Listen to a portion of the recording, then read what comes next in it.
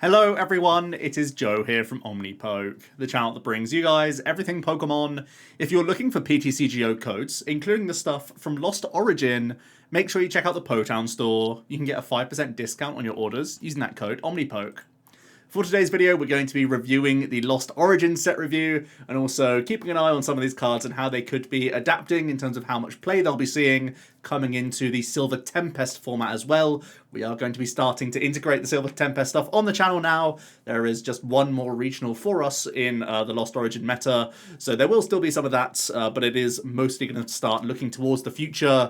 Myself and Jack had already had some tabletop testing done. We're going to be showing that off very soon, and today we're going to discuss Lost Origin and how that format has shaped up. It's been quite a short meta, really, with only a couple of regionals and only a couple of regions, so it hasn't really had time to fully mature, but we've still seen some really interesting results and some interesting decks coming out on top.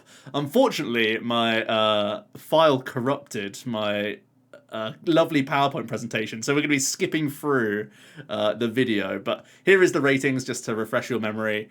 You can just read it now if you like, but let's get on to the ratings. First of all, we have Arizu. I've just realized that I'm covering up the most important part, which was the original rating that we had, so I'm going to get rid of my overlay and I'm going to put myself in a better place. That sounds like a great idea. You can see that I've thought this through. Right, we initially rated this 2-star. I think it'll go down to that 1-star category. I think it wasn't worth it as even a one-of, even in Inteleon decks, and any evolution was basically stamped out of the format because of Sableye and how good it is in Tina and Lost Box. We have Chorus' Experiment, definite 5-star card.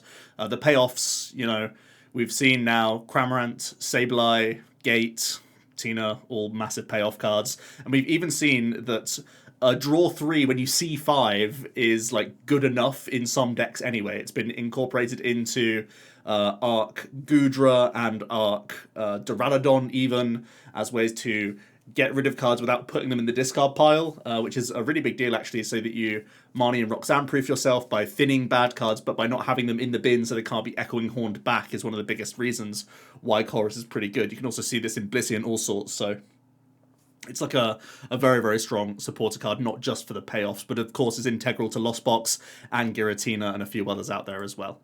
Fantina will take down to 2-star. I think there was a decent amount of Gudras in early online tournaments that were incorporating 1 or 2 copies. Feels like it's a bit of a win more card. It doesn't really change too much, you know. As soon as you do the rolling iron anyway from a Gudra, the opponent's trying to take prizes elsewhere or push it around and that sort of thing. So I think it doesn't really change the nature of anything, and it's just, yeah, kind of like a card that you want to see only in the bottom 20 cards of your deck, and that's just like not good enough really.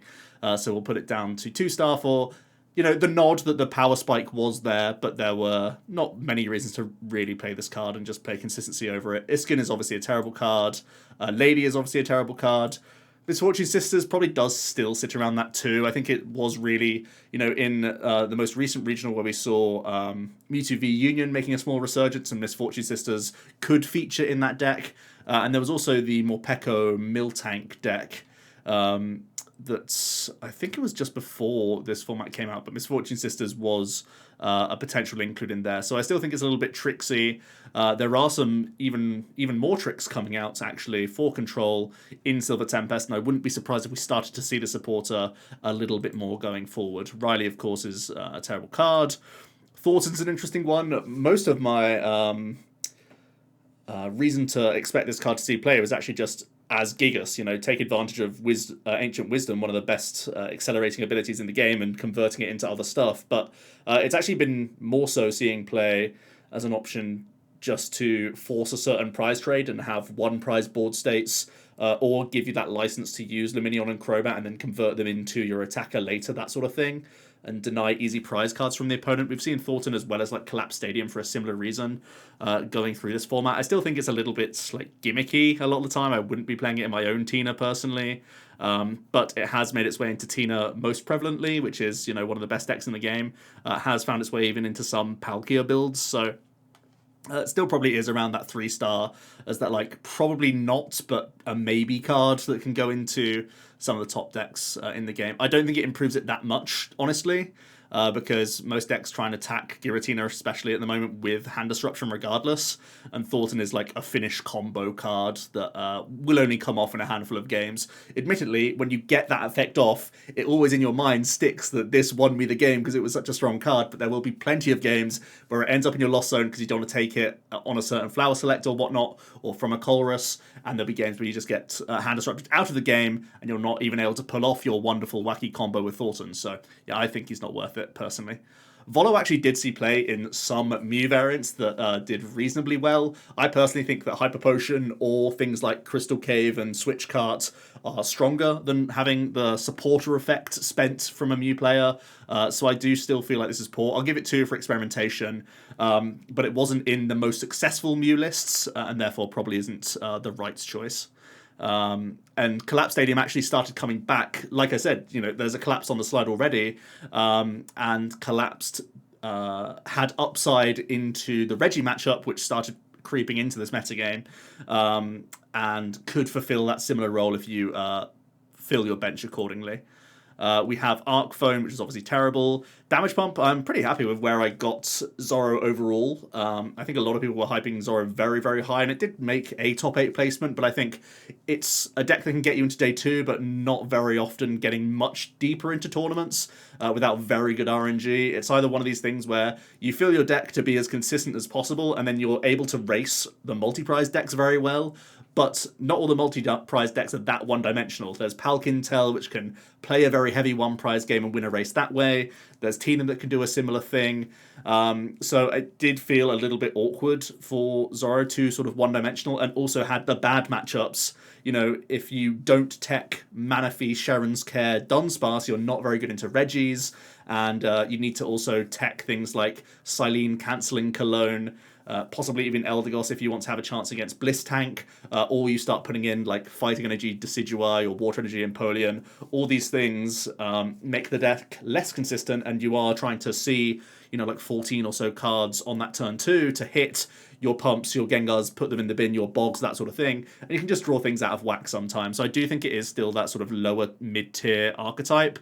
So we pretty much got Zoro spot on, which is cool. We never actually saw any Radiant Heatran explosions with the card, but you don't really no real surprise there.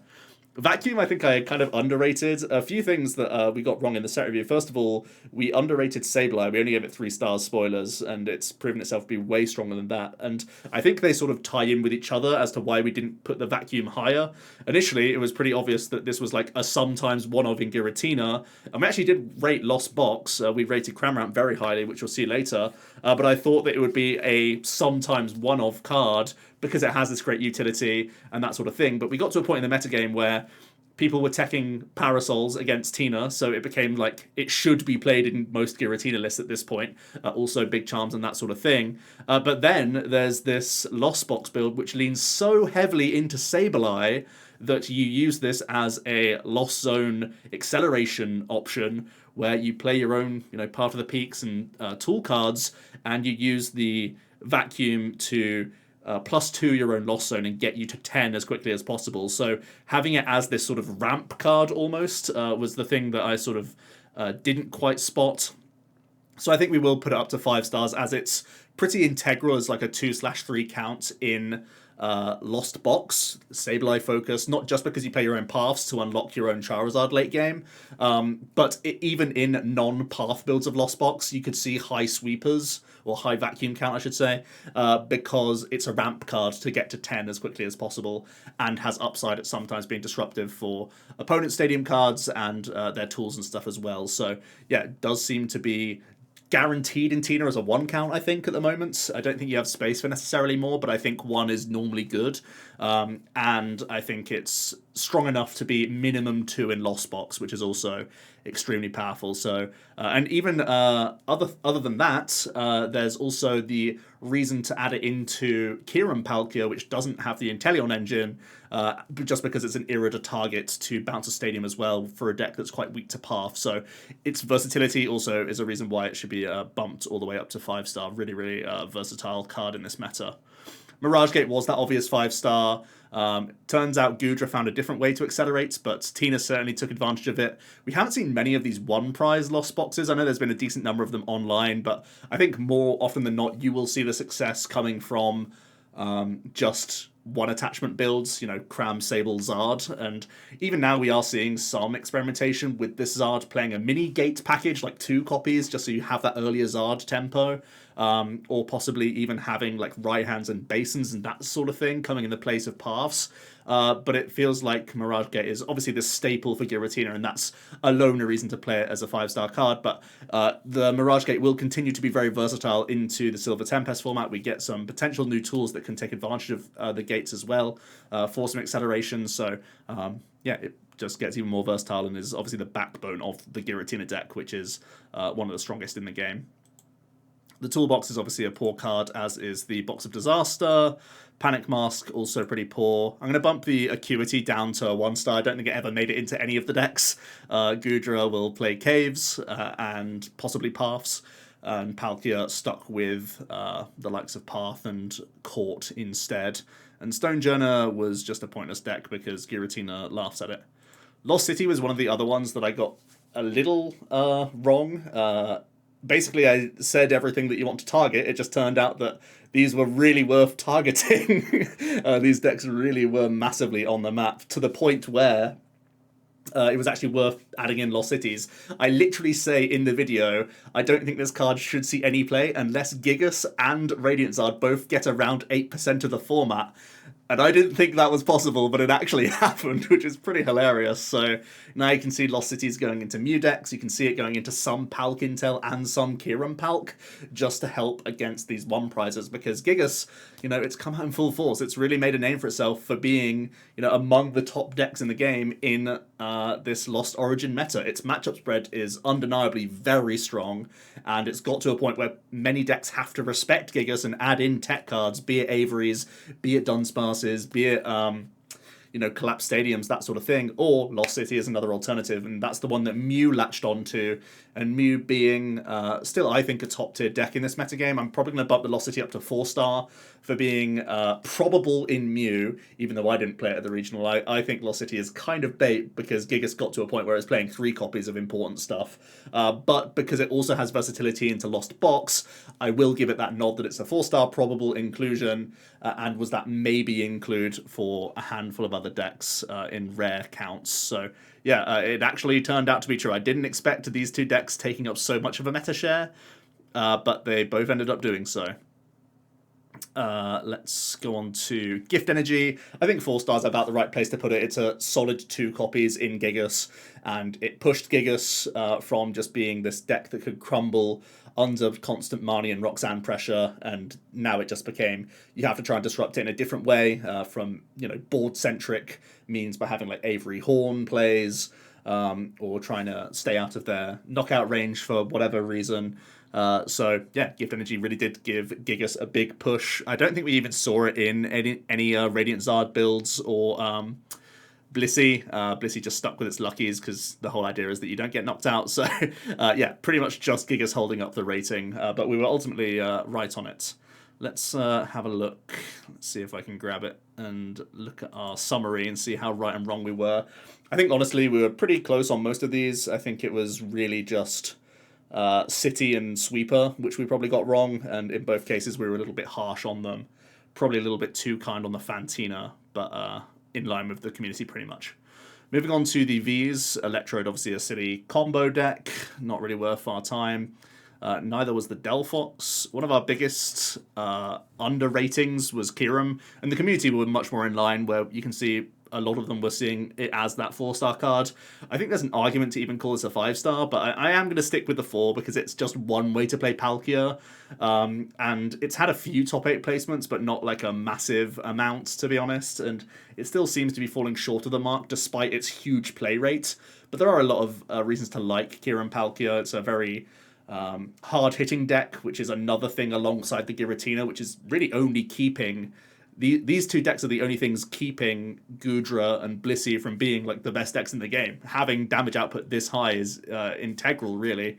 And the fact that this deck could add in Empoleons, could, give you answers to Miltank if need be, could play Ice Cube, these sorts of techs. Because we have so much great water support, you get to play some of the best cards in the game with Heavy Irida, Palkia, Greninja, and you have this Ice World as acceleration on top of Melanie as well. It certainly overtook Ice Rider. Ice Rider is basically evaporated in the game because Kyurem is just so much more versatile.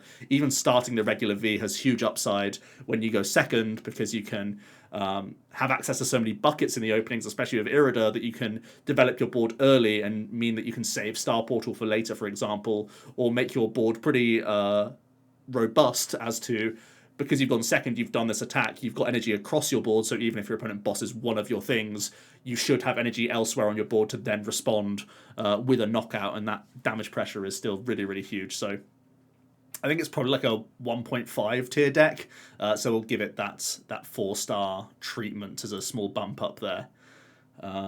We have Magnezone. I think 2 stars probably generous. We can put it down to that 1 star.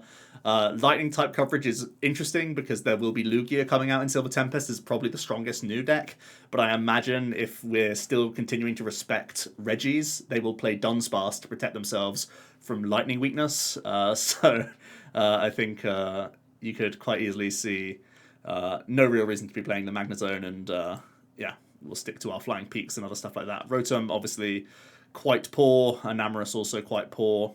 Some people were hyped on Aerodactyl, and I'll never know why. This card was absolute trash. Gallade continues to be trash. We're also a little bit harsh on Drapion. The community were much higher on it. As you can see, the regular V people were very high on. People didn't really care too much about the V-Star. The V-Star saw some gimmick play, so the 2-star rating for the V-Star was at least pretty accurate as a bit part player in Vika Vaults, because the status conditions are so much stronger when you're item locking. And we probably should push this Tina V up to, I think 3 stars about right, because I wouldn't play it in anything right now apart from Giratina and possibly some Arceus decks if I was going for like a lighter path approach. So I think we'll give it the 3-star treatment as like, well, maybe even 4, because there was a double Drapion that got top 2 of a regional. They played 2 copies of Drapion and Arc Flying Peak Espeon. It's definitely like that 3-ish card, but it's one of these cards that come in for a tournament and then go out for another one, so it's one of those things where you're keeping Mew in check in a different means. I don't think it's, like, I could certainly respect anyone cutting their Drapion, just to have a harder time against Mew, but a better overall 60-card deck. So I would still be cautious on adding in your Drapion, honestly, in most things. I think it only makes sense in Tina still, in my mind. So we'll give that 3-star, but it does its job fairly well. When you go first, I definitely feel like Drapion does a huge shift against Mew. When you go second, it still has to be timed well, and you still need to have a robust board. So it's not just, haha, I beat Mew, because it isn't easy to knock out 2 Prizer, and Mew now plays Roxanne Path. So you can't just rely on one Drapion to win you the game. Berserker, obviously quite poor. Hisuian Gudra is that 4-star. Now, obviously, everything on the slide is pointing towards that Lost engine, but it's found its home alongside Arceus and has overtaken Duraludon in many respects as this new tanky partner. One of the biggest upsides is you get to play some one-prize Pokemon, notably a Radiant by your side, and that Radiant could easily be that Guardy to even make your Arceus more tanky as well, which was a bit of an upside, really. And this Rolling Iron has proved to be so annoying to deal with for so many decks. It's won a regional. I still think its matchup spread is kind of dicey, and your draw engine is also kind of dicey, but some real cool innovations with the goo. The Lost Zone build really petered out quite quickly. It actually had a decent amount of online results, but didn't convert in IRL play, and I think a lot of people take that way more to heart than online results. And then as soon as it doesn't do much, it kind of just petered out in popularity. But there's still some reasons to like the Lost Zone build. I'm still personally a fan of just taking the deck for a spin. But yeah, the Gudra, definitely worth that 4-star rating with a really good regional result. And even some, previous top 16s and stuff around that. And it's made people respect the goo. We're starting to see ropes all over the place and stuff like that just to answer this card, because it's such an annoying one when you're underprepared. The Tina V-Star, obvious 5-star, probably the strongest deck in the game, I want to say, alongside Palk Intel. I think they're pretty much neck and neck with each other for how versatile and powerful they both are. So yeah, pretty obvious rating of 5-star. The Leafeon, interestingly enough, I think it could be time to start seeing this creep back into decks, by the way. Because I think we're getting to a point now where there's enough multi-prize decks that just represent, like, making your going first good hands better sounds like it's a win more thing, but honestly, it means that it's similar to adding Zig Belt into Arceus decks, where it gives you that monster push so quickly, just having the greening cells available so that you can be lost impacting 2 prizes early. I think it's actually super good. So I'm going to put more testing into Leafeon again. I remember, again, it had online results, didn't, like the first list that we saw in paper, didn't play Leafeon, then everyone takes out Leafeon, but it's a good card. So I'm going to try Tina again with my Leafeon package that I did actually like, but anyway, I'm getting distracted. I don't really see a reason for Tina to get much worse next set. The only thing that does sort of make Lost Impact more awkward is that there is V-Guard energy, where 280 was the number that we always had to hit, and you know, sometimes a vacuum could help you get over the line or whatever. And even Arc Tina builds play Belt and play Hawlucha at times. Now there's this V-Guard energy, that 280 isn't quite the number, so we might even start seeing some Fan of Waves, or seeing some Belts coming into Tina V-Star Lost Zone builds, so you have that extra reach into V-Guard energy, which could easily be going into Blissey, could be going to the Lugia archetype, and just because it's a card you can find, it could be going into, you know, any Arceus deck with Starbirth. So something that we have to bear in mind as Tina players going ahead. Pidgeot we rated very high, and I thought Control was going to do way better than it did in this format. Now, let's be fair, Sander didn't play in the only regional that we've had in Europe so far, so who knows how Pidgeot could have done if he was actually attending a tournament. But yeah, it's an anti-deck out measure that we haven't really required yet. I still feel like for longevity, this ability will see a ton of play, but we have to take it down to 1-star for doing absolutely nothing in this format. But it's a cool option, and it adds to the toolkit, and for me, Silver Tempest looks like it's a good time to be a control player, because a lot of people will be cutting bosses and going to the new Serena supporter, and that means that 1-prize annoying stuff does a lot better, because your opponent has less means of gusting them. And it doesn't necessarily mean Pidgeot's the way, but I think control in general gets a lot better going forward. And like I said with Damage Pump, I'm pretty happy with the Zora rating at that 3-star. I think that's pretty much bang on. So looking at the V summary, looks like we're pretty much, yeah, we were pretty close here. I think the Pidgeot was the one that we sort of overestimated, but I definitely prefer respecting a card with such a unique effect than not. For now, Kyurem we were probably a little bit harsh on, and the Drapion we were a little bit harsh on, but I think otherwise we were pretty good. And I think most of this stuff stays the same. Like I said, V-Guard energy is a little bit awkward for Tina. I think it makes Kyurem better, possibly, because it can just go even higher and higher when it has to take knockouts. Gudra could be a beneficiary of V-Guard as well, so maybe some stock rising in those sorts of departments compared to Tina. Onto the 1-prizes, we'll skip through the very terrible cards like Beautifly, Trev, Orbital, Parasect. These are all obviously terrible.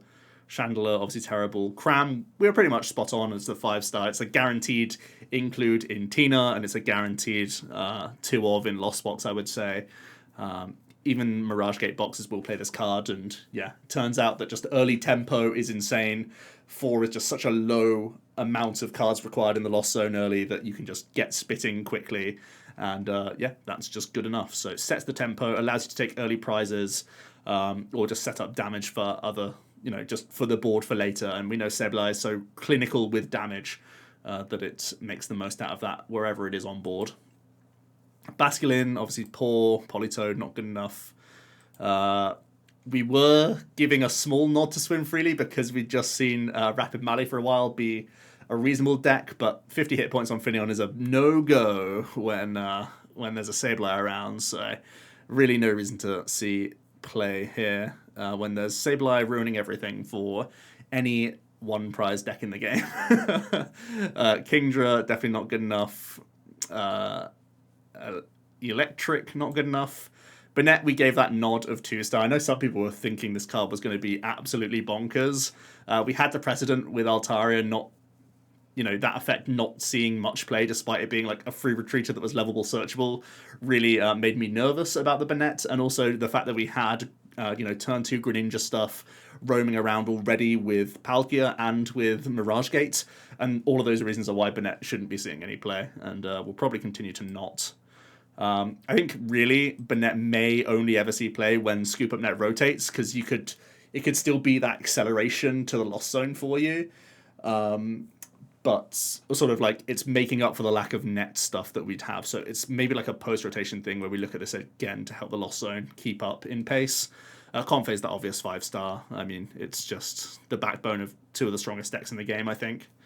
We have Gengar, which we've talked about a lot. Radiant Guardian as well. I think we're a little bit harsh on reflection. It has been one of the things keeping Arceus afloat, actually. Arc Gudra takes advantage of this. I've even had it in some of my Arc Tinas, and Arc Flying Peaks can all play this. It's a very good card to help make resources much more difficult for Tinas and for Mews, certainly. And that's just a big deal, big enough to add into the deck as their Radiant of choice. I was always skeptical of Guardi because you're competing against Radiant Greninja, which draws so many cards, which, you know, is still seeing play in Tinas and Palkias and whatnot. But Radiant Guardi's defense mode does help Arceus out a lot. So we'll jump it up to 4 stars as basically the thing keeping Arceus alive, which is crazy to think. We have Clefairy, yeah, obviously terrible and not helped by the fact that it has 60 hit points and Sableye will make a mess of you. Rating that Sableye at 3-star was essentially just us not realizing how quickly you got to 10, and it meant that it was a 3 of, and like it's pretty much the deck for Lost Box, and it's a guaranteed 1 of in Tina. I was initially thinking like it's going to be in some Tinas, and it's going to be like a 1 of in Lost Box 1 prize builds as they get boxier. But, you know, as soon as we unlocked the door and went to 20 switch outs in our deck, plus lots of vacuums, that a turn 2 Lost Mine is pretty reasonable, actually.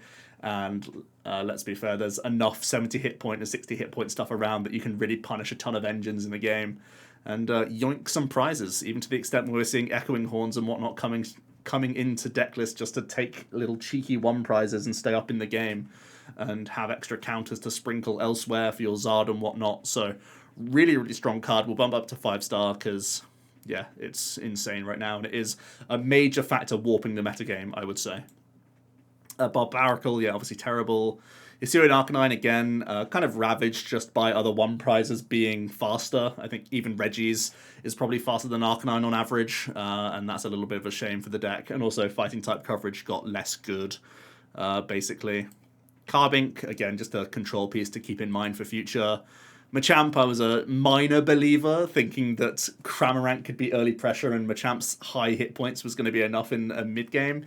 But I didn't even get to testing this too much, and I think the Lost Zone conflicts with Stage 2s too much to be worth it, and you just want all your space to be switch cards instead. But yeah, the fact that we can get 300 hit points, 1 prizes that do a flat 200, is so crazy that they're not doing anything in the game. Spiritomb, also a victim of just how good and how fast Sableye was. I think in a different format this does so well, but it's just, yeah, 60 hit points is a death sentence. Even 70 hit points from Ditto, not good enough for you, unfortunately. And also Lost City, another reason why this deck couldn't see play, because as soon as one's hitting the Lost Zone, you're just completely done, right?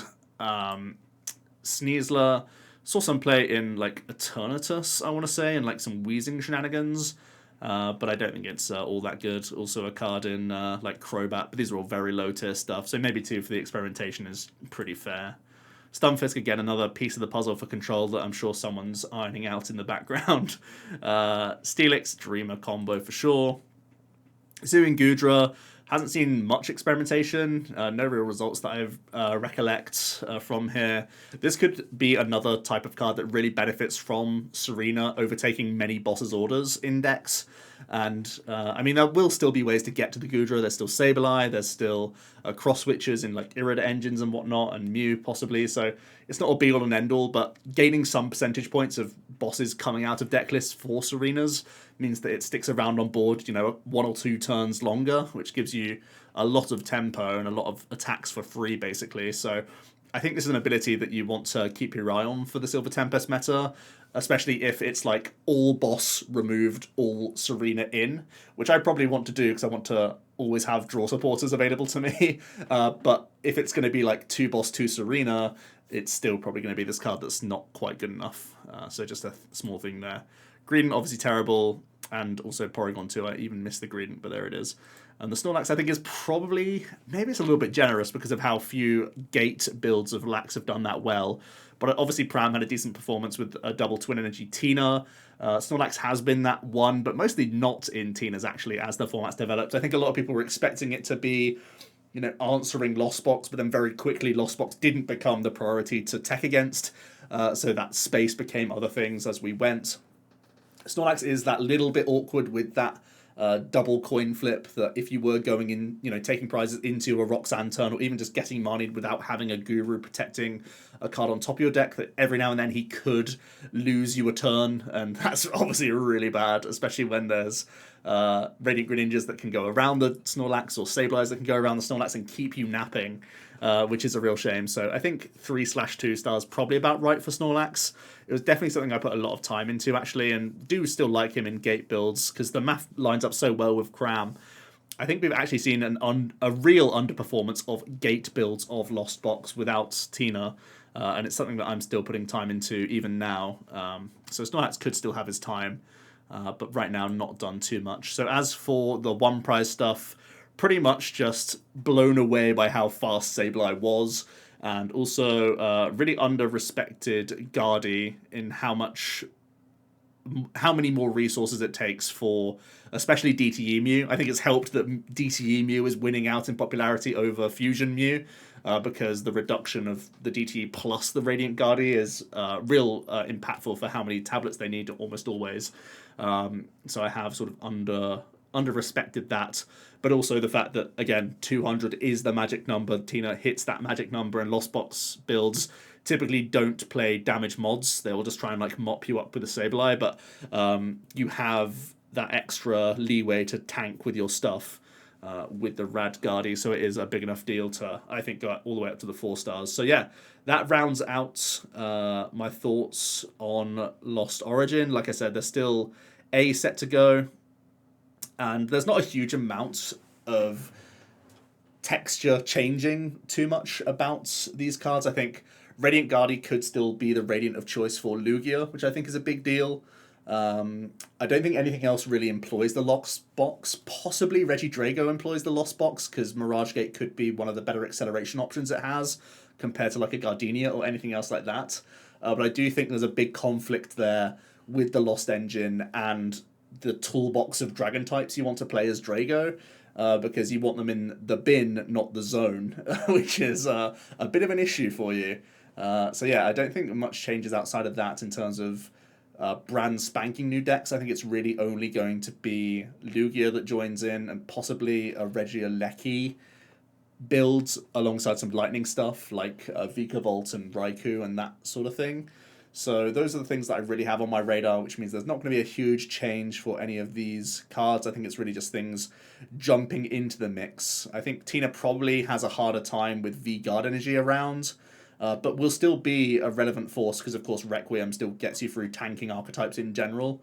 Gudra could get a small boost. I think many people are expecting Mew to have a big boost from Grove Tablet, but I actually think V-Guard energy is quite bad for Mew, so I don't think Mew is like improving that much. I think the new decks that come out and how new decks adapt make, like, obviously Mew as an internal 60 is way better, but it, like, even more resources are asked of Mew going forward, which is potentially a problem for the deck, and there's still Drapion if we need to tech for it in certain archetypes. So yeah, that's my thoughts on Lost Origin. Let me know what you think, how we did on the set review. How did you guys do in the set review? What were you most right and most wrong about?